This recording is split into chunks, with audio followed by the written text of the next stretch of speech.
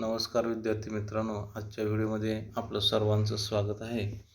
आज आपण इयत्ता 5वीच्या जो परवा पाठ अभ्यासलेला है, गडाधन जो 10वां पाठ है, इस पाठ के बारे में आज हम और अधिक जानकारी हासिल करेंगे. गडाधन जो जिस पाठ में दिया गया है कि मेहनत के बिना कुछ भी असंभव नहीं होता और जीवन में परिश्रम ही सब कुछ है. परिश्रम के बिना कुछ भी पाया नहीं जा सकता, इसलिए परिश्रम करने से ही आपको मनचाही चीज़ मिल सकती है. यह संदेश इस कहानी के द्वारा में दिया गया है.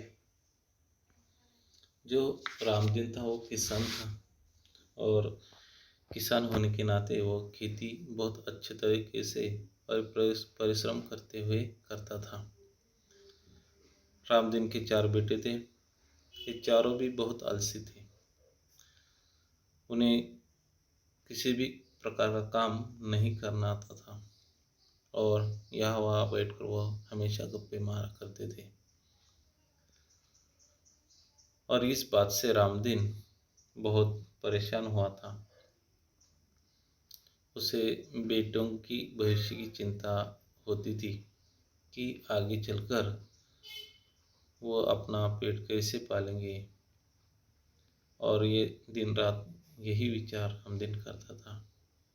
और ऐसे ही एक दिन वह विचार कर रहा था, तभी उसकी पत्नी ने झांकते हुए उन्हें देखा और एक उपाय बताया. उपाय सुनने के बाद कुछ देर तक रामदीन सोचता रहा और अचानक बहुत खुशी से उछल पड़ता है. जब अगली सुबह होती है तो रामदीन अपने चारों बेटों को पास बुलाता है और उन्हें कहता है कि मैं और तुम्हारी माँ दूर तीर्थ यात्रा पर जाने वाले हैं और जाने के बाद मैंने खेत में कुछ धन गाड़ कर छुपा रखा है.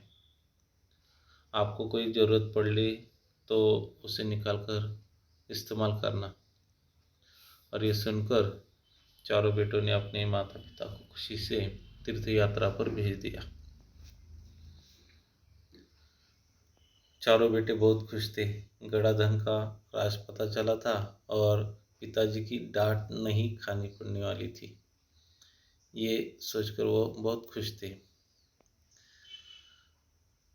रामदीन और उसकी पत्नी तीर्थ यात्रा पर चले जाते हैं. उनके जाने के बाद बेटों की दिन बहुत अच्छे चल रहे थे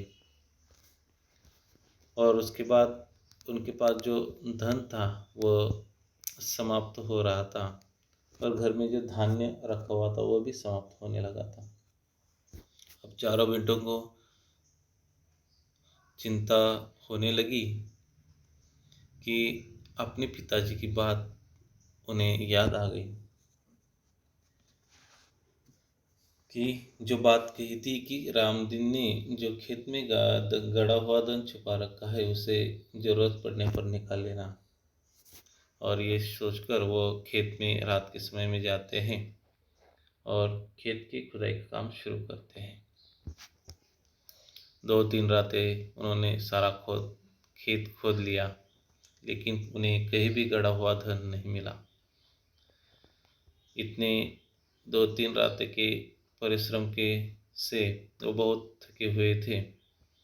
निराश और हताश होकर जब वो घर लौट आ रहे थे तभी रामदीन के मित्र हरिनाथ उन्हें रास्ते में मिलते हैं. थकान का कारण जब पूछते हैं और बेटों ने जो कारण बताया वो सुनकर हरिनाथ उन चारों को सलाह देता है कि अब तुमने खेत तो खोद लिया है, अब उसमें बीज बो दो. और ये सुनकर चारों भाई थोड़े खुश हुए. उन्होंने रामदीन के मित्र हरिनाथ के कहे अनुसार ही किया. दिन बीतने के बाद खेत में नन्हे नन्हे अंकुर निकल आए और उनको देखकर चारों बहुत खुश हो गए।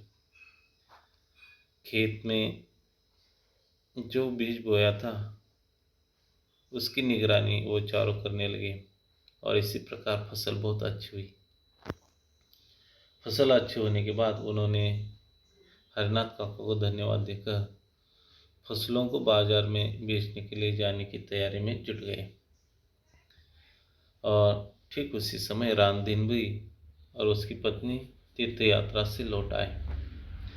माता पिता के आते ही बेटों ने उनके चरण स्पर्श किए, पाँव छूले और गाड़ी में लदे हुए अनाज के बोरे देखकर रामदीन ने अपने चारों बेटों से कहा कि अब तुम्हें गड़े हुए धन का राज पता चला होगा। चारों ने हाँ पिताजी, आपने हमें ये सबक दिया है कि जीवन में परिश्रम के बिना कुछ भी संभव नहीं है। परिश्रम से ही धन कमाया जा सकता है। ये चारों बेटे समझ गए थे। हमें भी अपने जीवन में ऐसा ही करना है और रामदीन की बात जाननी है, तभी आपको जीवन में सफलता मिल सकती है। ये पाठ यहाँ खत्म होता है। पाठ के अंत में जो कुछ सवाल है वो सवाल छात्रों को छुड़ाने हैं। धन्यवाद।